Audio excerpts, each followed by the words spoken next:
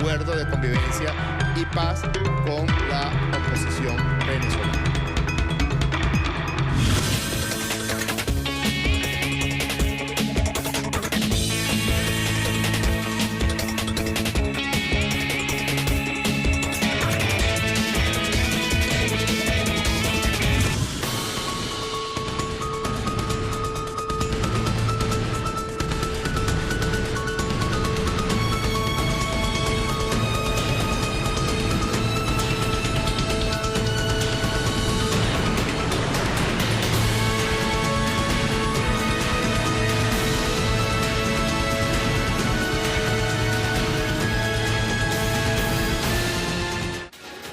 ¿Cómo está? En el aire, temas del día.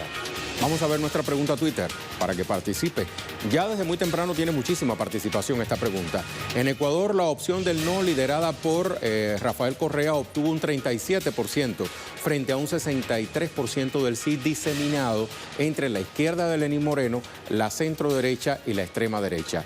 ¿Quién ganó la consulta en Ecuador? ¿Queda realmente el expresidente Correa fuera del panorama político? Opine. Participe. Mientras le cuento que Venezuela será nuestro primer tema porque las delegaciones del gobierno y la oposición tienen previsto firmar en un futuro muy próximo en Santo Domingo el acuerdo definitivo de paz y reconciliación nacional. También se espera que el Consejo Nacional Electoral anuncie a la brevedad la fecha de las elecciones presidenciales. Vamos a ampliar. En los últimos 5 meses se han realizado 9 encuentros entre el Ejecutivo y la oposición venezolana con el propósito de alcanzar la firma de un acuerdo de convivencia política y de estabilidad como parte de un proceso de diálogo que se espera continúe este lunes en República Dominicana tras los avances logrados entre los días 29 y 31 de enero. Informo lo que ya señaló de manera categórica el presidente Nicolás Maduro el día de ayer. Estamos listos hasta el día de hoy para la firma del acuerdo de convivencia y paz con la oposición venezolana. De hecho, el acuerdo ya está listo. El acuerdo está redactado. Las partes estamos contestes y, valga la redundancia, de acuerdo en la mayor parte de los puntos, en casi todos los puntos, en el 99,9% de los puntos. Estamos listos para concretar el día de hoy ese acuerdo, que sería una buena noticia para todas y todos. La víspera, durante la conmemoración del aniversario 26 de las acciones del 4 de febrero lideradas por Hugo Chávez, aquel histórico por ahora, el presidente Nicolás Maduro reiteró que instaba al Consejo Nacional Electoral a publicar lo antes posible la fecha de las elecciones presidenciales pautadas para el primer cuatrimestre del año, según decretó la Asamblea Nacional Constituyente en días pasados. Vamos a recordar cómo lo dijo el mandatario. He recibido la información que mañana el Consejo Nacional Electoral va a fijar la fecha de las elecciones presidenciales. Y nosotros iremos a las elecciones presidenciales con oposición o sin oposición. Estamos resueltos y decididos firmemente. Jorge Rodríguez, el jefe de la delegación del gobierno en los diálogos de paz, informó además que el Ejecutivo propuso una amplia misión de acompañamiento internacional para los venideros comicios presidenciales. A nosotros nos gusta una democracia donde sean las mayorías de los venezolanos y las venezolanas quienes decidamos, por la vía del voto y por la vía del sistema electoral más transparente del mundo entero. Pueden mentir todo lo que quieran mentir, pero esa es la verdad. Por eso es que incluso entre los elementos de la mesa de diálogo, lo puedo decir aquí, porque ya estamos de acuerdo en eso, proponemos una misión de observación electoral internacional lo más amplia posible para que esté aquí, y perdónenme que sea tan inmodesto, no solamente para que observen, sino para que aprendan un poquito cómo se hacen elecciones en Venezuela. Nos vamos a República Dominicana con nuestra enviada especial, Madeleine García. Madeleine, te pido por favor que me auxilies a elaborar este contexto necesario para que la audiencia de Telesur sepa en qué momento se están desarrollando estos importantes anuncios y los que están por venir en las próximas horas.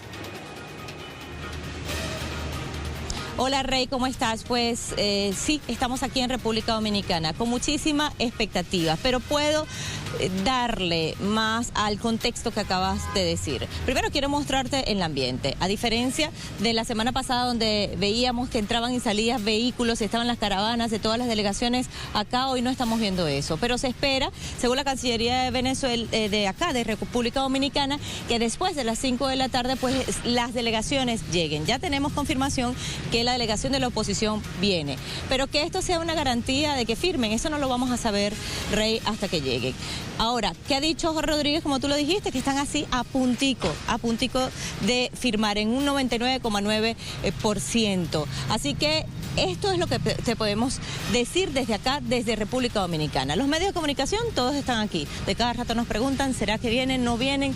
¿Qué hacemos? Estamos acá preparados, listos. Dentro de este centro de convenciones que estamos viendo de fondo, está ya lista también la sala protocolar con los nombres de cada uno de los integrantes de las delegaciones. Está preparada además desde el sábado, nos decía la gente de Cancillería, esperando solo por ellos y nos dicen ojalá que todo se dé. Ahora, ¿qué es lo que sucede, Rey? Bueno, todo esto se da en el contexto de República Dominicana. Mientras esto sucede acá, pues Tillerson, el secretario de Estado de los Estados Unidos, está haciendo una gira por países de América Latina para ver si sanciona más o no a Venezuela, por ejemplo, en el tema petrolero. Pero ¿quién es Tillerson? Rey, bueno, era el presidente de la ExxonMobil, la transnacional petrolera más grande del mundo, quien perdió además un litigio con Venezuela en el año 2014. Y tenemos que anexarlo dentro de este contexto porque hay que ir hilando las denuncias que ha dicho el presidente Nicolás Maduro, el gobierno de Venezuela, sobre estos ataques internacionales y sobre lo que existe detrás de todo ello. ¿Y por qué lo traemos a colación?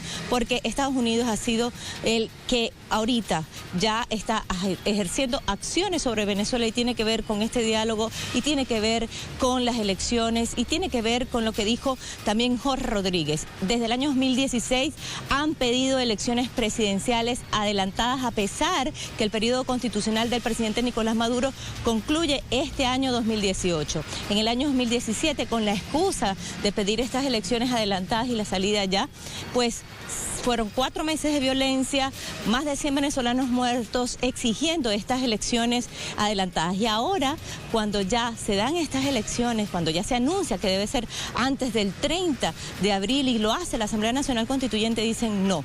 ¿Por qué? Primero, no reconocen a la Asamblea Nacional Constituyente y esto es precisamente uno de los puntos que estaba en el diálogo en estos 6 puntos, el reconocimiento de la Asamblea Nacional Constituyente. Y el otro tema, que todavía faltaban detalles, era precisamente la fecha de las elecciones presidenciales. Y hoy estamos a la expectativa allá en Venezuela del pronunciamiento del Consejo Nacional Electoral para anunciar esta fecha, y acá en República Dominicana, una vez que ya hemos escuchado a Jorge Rodríguez, una vez que estamos a la expectativa del Consejo Nacional Electoral, bueno, que lleguen aquí las delegaciones y los acompañantes internacionales de este diálogo. Por los momentos, Rey, estamos aquí todos preparados y listos. Como dijo Jorge Rodríguez, ya nosotros tenemos la pluma en la mano, listos para firmar. Solo falta que ellos lo hagan y es hoy, el día de hoy. Así que, bueno, más adelante les contaremos qué va a suceder con el desarrollo de este diálogo, si se firma o no definitivamente estos acuerdos que llevan ya 99,9% de avance. Momentos cruciales entonces, Madeleine, muchísimas gracias por este reporte. Hasta la próxima. Nuestra enviada especial a Santo Domingo nos reportaba, Madeleine García. Vamos entonces a recordar nuestra pregunta a Twitter para que la tenga presente y participe.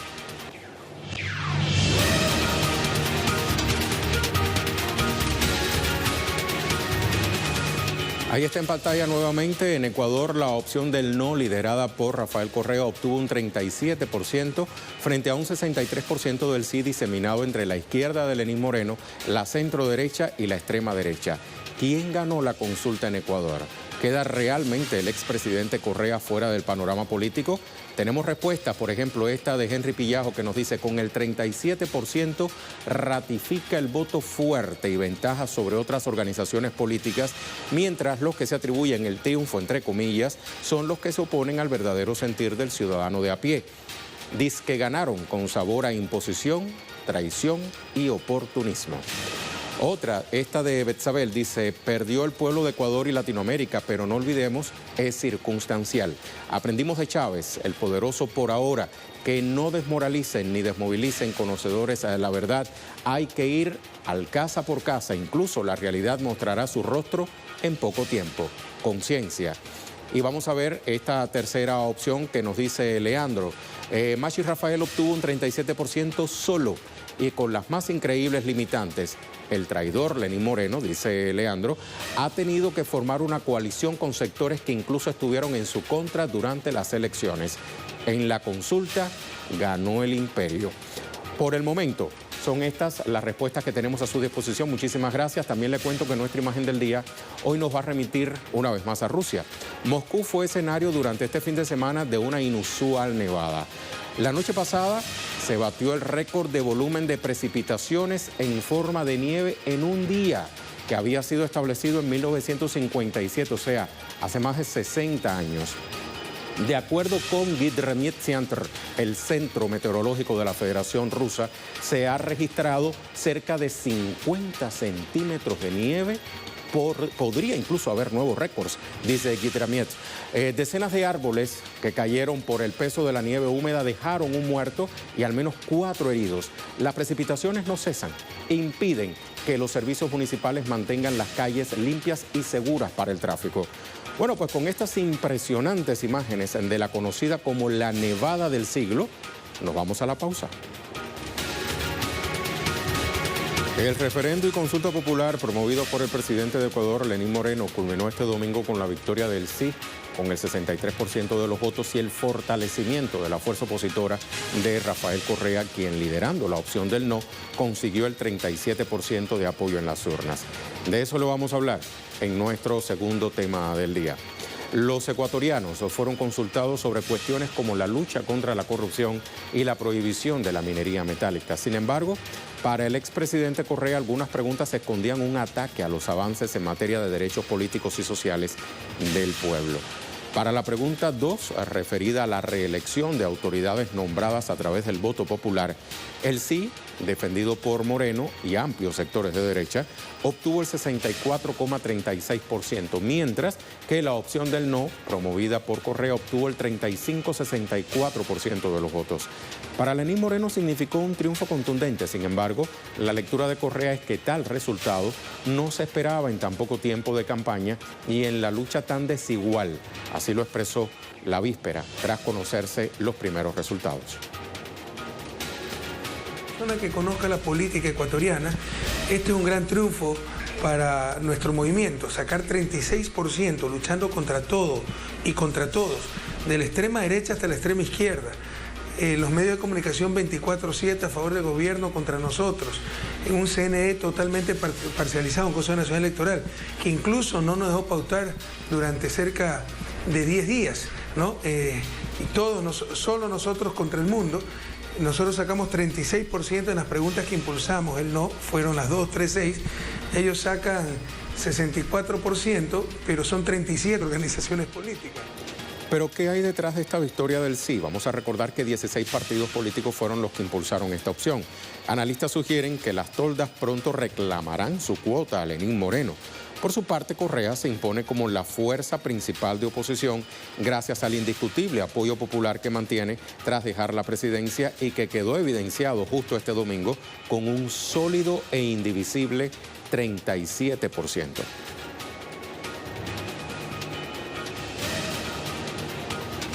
Cristian Salas desde Quito nos cuenta mucho más. Saludos, Cristian. ¿Para cuándo se estiman entonces los resultados ya definitivos de esta consulta y referendo? Y tras la votación de este domingo, te pregunto, ¿qué sigue? Adelante. ¿Qué tal, Rey? Gracias por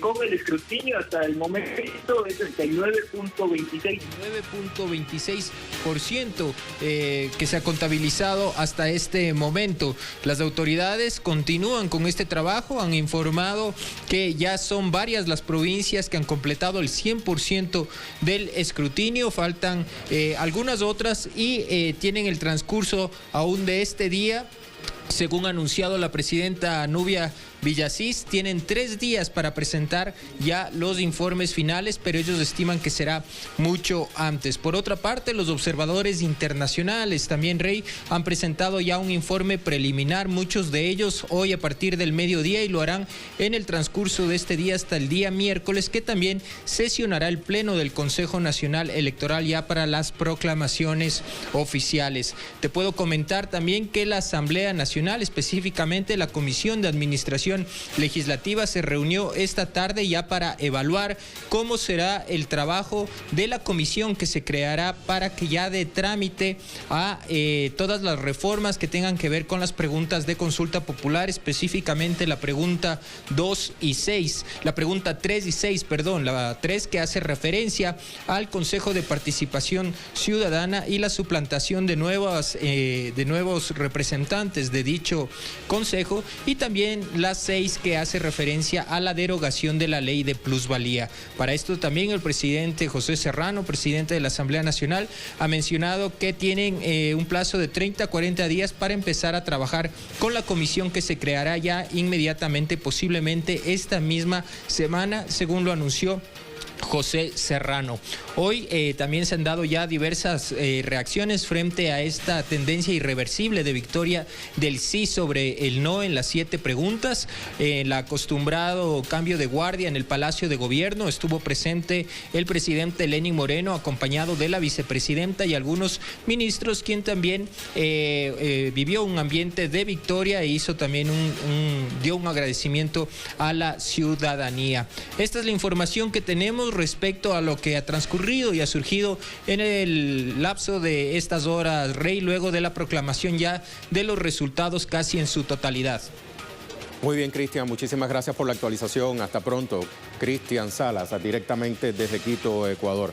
Vamos a revisar otros temas que también son noticias durante esta jornada de lunes. Para eso revisamos las cuentas Twitter de nuestros corresponsales.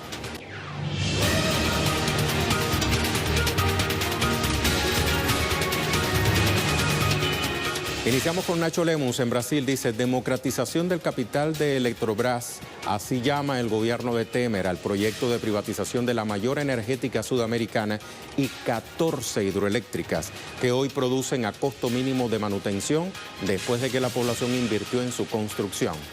En esa misma línea nos cuenta Adriana Robreño, Congreso de Brasil retoma hoy los trabajos. Para el gobierno de Temer, las prioridades de 2018 son aprobar la reforma de pensiones y justamente el proyecto que permite la privatización de la empresa Eletrobras. Vamos a ver qué nos dice Edgardo Esteban. El presidente Mauricio Macri recibió a Rex Tillerson, secretario de Estado de Estados Unidos. En el encuentro, el funcionario reiteró que se sigue con atención la posibilidad de implementar sanciones al comercio del petróleo de Venezuela, pero aún no hay nada definido.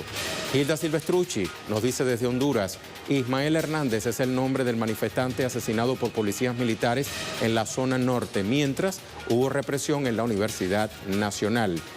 Sergio Rodrigo desde España: 39 migrantes están desde ayer a las 19 horas en la isla de Rey, en Chafarinas. Hay 4 mujeres y un menor. Fueron asistidos por el destacamento militar, pero han pasado 24 horas y aún no han sido llevados a Melilla. Osvaldo Sayas, desde el Paraguay, dice: campesinos se movilizan en diferentes puntos del país, exigen el cumplimiento de la ley de emergencia de la agricultura familiar campesina. Y Hansel Oro, desde Rusia, nos cuenta: Rusia confirma el cumplimiento del Tratado de Reducción de Armas Estratégicas como parte de su colaboración militar con Estados Unidos. De un acuerdo de reducir a 1.550 las ojivas nucleares, la nación eslava reduce sus unidades a 1.444. Muchísimas gracias a nuestros compañeros por estas informaciones que nos facilitan a través de su cuenta en Twitter. Vamos entonces a nuestro tema en desarrollo.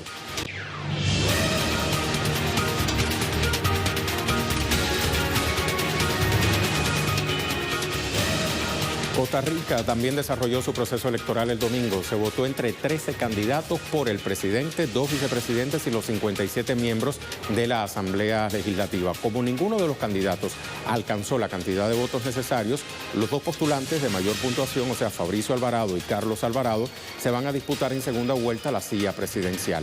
Vamos entonces con nuestro corresponsal, Fernando Francia, para que nos amplíe desde San José. Saludos, Fernando. ¿Cuál es el panorama ahora con 2 candidatos? O sea, mucho menos que lo que había en primera vuelta. ¿Cómo se perfila esa segunda vuelta? ¿Qué tal, Rey? Un gusto saludarte a vos y a toda la audiencia desde el sur. Costa Rica se despierta hoy con un panorama político distinto al que tenía solamente el día anterior, puesto que las fuerzas políticas se han recompuesto en una forma que pocos preveían, pero que sucedió finalmente, que es el Partido Restauración Nacional, un partido emergente, un partido menor que tenía un solo escaño en la Asamblea Legislativa, pasa a la segunda ronda. Es un candidato conservador, ultraconservador, perteneciente a las iglesias evangélicas, que logró posicionarse en primer lugar en esta primera ronda. Y en segundo lugar pasa el Carlos Alvarado, un candidato de centro del oficialista Partido Acción Ciudadana, que pretende continuar, entonces, hacer que ese partido continúe en el poder 4 años más.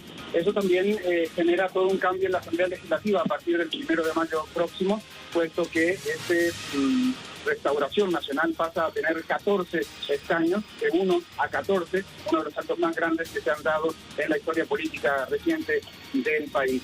Los analistas dicen que es el producto de una sociedad conservadora que se ha volcado fuertemente, ha polarizado fuertemente la discusión, especialmente dada en los últimos días de la campaña electoral sobre el matrimonio igualitario y los derechos de las personas de la población LGBT, que fue colocada en el debate en plena campaña electoral por la Corte Interamericana de Derechos Humanos. Algo que, por ejemplo, incluso la OEA denuncia como no injerencia, pero sí que incidió fuertemente en los resultados. Otros temas que también fueron fuertes en la campaña electoral es el manejo de las casas encuestadoras, que también mostraba una foto ya pasada sobre la realidad costarricense, pero al mismo tiempo influía sobre la siguiente foto y sobre el resultado electoral. Esto ha dado todo un panorama que se espera que se dilucide en los próximos 2 meses en campaña, y por lo tanto el 1 de abril, en la segunda ronda electoral, veremos si se logra imponer o bien la posición conservadora de Fabricio Alvarado o la posición un poco más progresista de Carlos Alvarado. Muchísimas gracias, Fernando, por la actualización. Pendientes entonces de esa segunda vuelta. Hasta la próxima. Fernando Francia, directamente desde San José de Costa Rica. Momento de revisar nuestra pregunta Twitter. ¿Qué decíamos? ¿Qué preguntábamos? ¿Y qué nos responden?